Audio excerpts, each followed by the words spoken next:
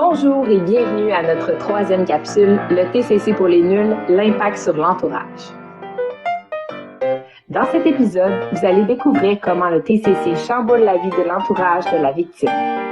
Bon visionnement! Bonjour tout le monde. Bonjour. Allô!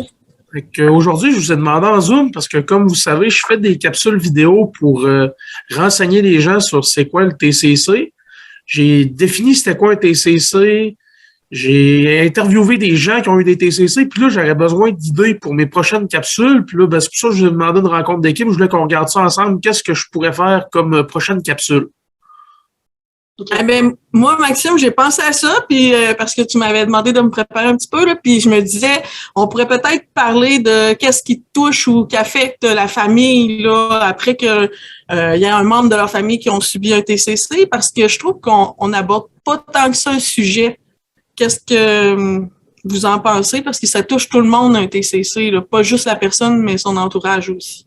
Non, c'est bon. Ça serait une bonne idée. Y a-tu d'autres idées? On pourrait parler du TCC léger ou des commotions dans le sport.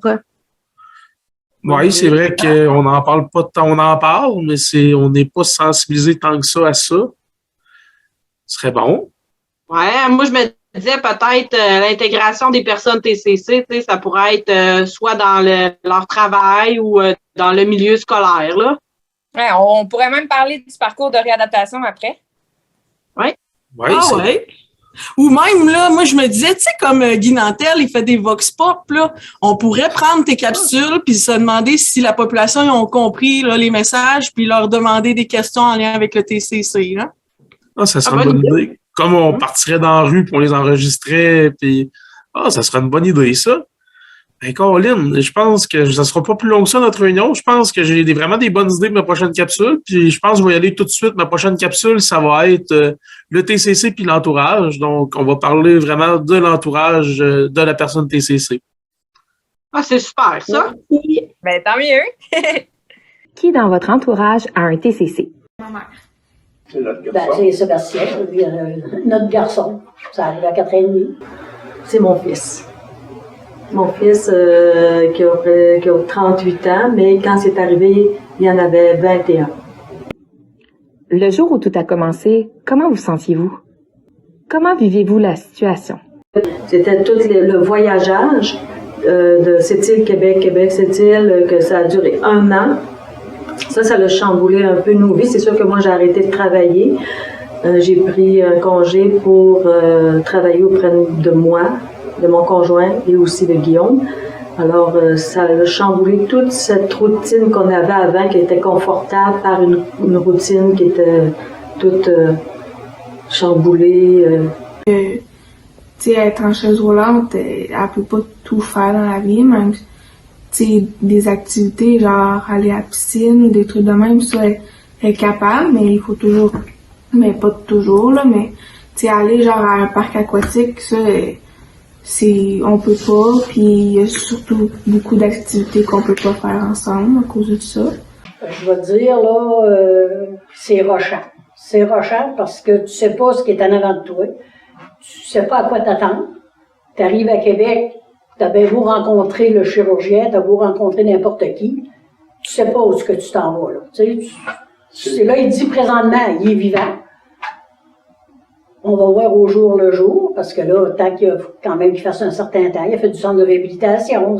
Tranquillement, ça a été petit à petit. Un TCC, ça chamboule une vie. Qu'est-ce qui vous a le plus marqué? Honnêtement, là, c'est de penser qu'on est toujours ensemble pareil.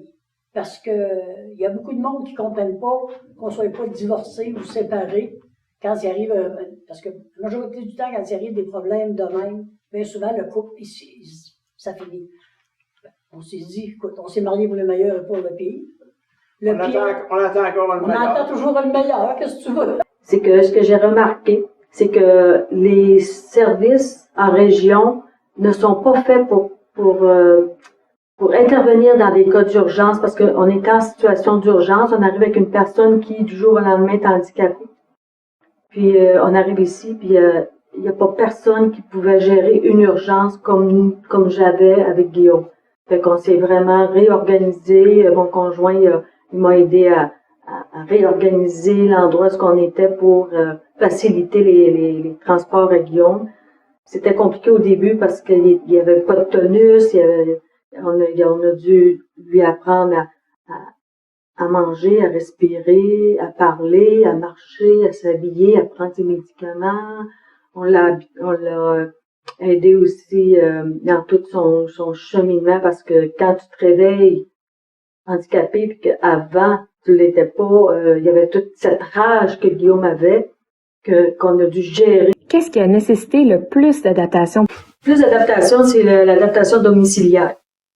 Parce que moi, je travaillais auprès des parents qui avaient des enfants handicapés, puis au fil des années, quand tu sais à la naissance qui est handicapé, fait que tu organises ton milieu pour là tu prévois que ça va prendre un levier, tu prévois une rampe, tu prévois ci, parce que là, c'est en prévision de ton bébé, mais Guillaume, quand il est arrivé à domicile, c'était pas accessible, il n'y avait pas d'accessibilité, on vivait dans une maison mobile, c'était petit, la chambre de bain, c'était bien trop petit, alors, on a quand même organisé des trucs dans la maison on a fait une rampe d'accès improvisée rapidement.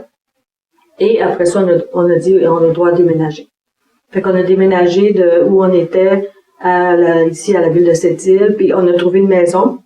En tout cas, le sous-sol était tout fini, mais il a fallu tout briser pour mettre une plateforme élévatrice, une chambre de bain adaptée. Ça a duré un bon 3-4 mois, là, où on était sur un shutdown pour qu'on puisse tout réorganiser cet emplacement-là pour faciliter les transferts, les déplacements à Guillaume, pour qu'il puisse prendre soin de lui avec une douche adaptée sans seuil. Tu sais, c'était toute la réorganisation d'adaptation qu'il fallait penser. On a fait appel à une ergo, à des physios. Fait que toute cette équipe de spécialistes nous a aidé aussi à réorganiser un milieu de vie adapté et sécuritaire pour Guillaume. Être en chaise roulante, elle peut pas tout faire dans la vie, même des activités genre aller à la piscine ou des trucs de même, ça elle est capable, mais il faut toujours, mais pas toujours là, mais aller genre à un parc aquatique, ça on peut pas, puis il y a surtout beaucoup d'activités qu'on peut pas faire ensemble à cause de ça. Dire une affaire, c'est quelque chose, parce que je veux dire, Richard était plus jeune, de 2 ans plus jeune. Quand je suis revenue avec Sébastien, c'est comme si j'avais 2 enfants de 2 ans là. Mais 2 ans que tu vois qu'il y en a un qui est plus vieux que l'autre. Puis c'est de tout réapprendre, les deux. Je veux dire, celui de 2 ans apprenait, puis là, l'autre, faut qu'il apprenne. Fallait que tu montes à l'autre aussi. Tu sais, fait que c'était les deux en même temps. Quand lui a commencé l'école, là, c'était toujours... Il fallait que je chédule ma vie en conséquence que, faut que vous soyez bien, que vous soyez prêts, tout était quasiment chronométré, là, pour se dire, faut juste, parce que je voyageais Sébastien à l'école. Fait que va le mener, prépare tes dîners en conséquence, fais dîner les enfants, retourne les porter, c'était toujours une course, tout le temps. Aujourd'hui, pouvez-vous nous raconter l'impact du TCC sur votre vie? T'as pas de liberté. C'est la liberté. T'as pas de liberté. T'es toujours sur une tension, on veut pas, là, tu sais. Il y a eu à un moment donné, il y a eu une voiture à lui. Ça a été accident par-dessus accident. Aujourd'hui, il n'y a plus de voiture, là. Puis il n'aura plus jamais non plus. Je sais que pour lui, c'est dur. Mais on lui a fait enlever ses permis de conduire. On a dit non, là, fini, là. Parce que c'est nous autres qui étaient après virés fous, là. Moi, je sais pas, demain matin, tu dis, j'aurais besoin d'un coup de main. Oui, mais je vais aller te donner un coup de main quand que je vais avoir fini, que je vais être prêt à y aller. Puis il faut que je sois revenu parce que faut que j'y aille le mener tout à l'heure, puis que j'y aille le rechercher. Notre vie est faite en prévision de Sébastien. C'est pas compliqué. Encore aujourd'hui, Guillaume, malgré qu'il est bien organisé, est aujourd'hui dans une maison adaptée, accessible à ses besoins, à sa condition, elle est sécurisée. Par contre, c'est sûr que ça reste toujours que Guillaume, il va avoir certains besoins, pas aussi intenses qu'au début, mais il y a des besoins qui fait que, en tant que maman, en tant que parent, on se dit toujours, ben là, il est tout seul, tout ça. Mais aujourd'hui, il est capable de nous appeler, de m'appeler pour dire, bon, Annie, regarde, j'ai besoin de telle affaire. Ou quand je vais le voir, ben c'est sûr qu'il y a toujours des choses à faire pour réajuster sa condition. Elle oublie beaucoup de trucs. Puis il faut tout le temps, genre, elle me dit, rappelle-moi tantôt, il faut que je fasse ça ou des trucs du genre, là. Puis ben, il faut que j'y rappelle parce que sinon on va l'oublier. Vous venez d'assister à la 3e capsule, le TCC pour les nuls, l'impact sur l'entourage.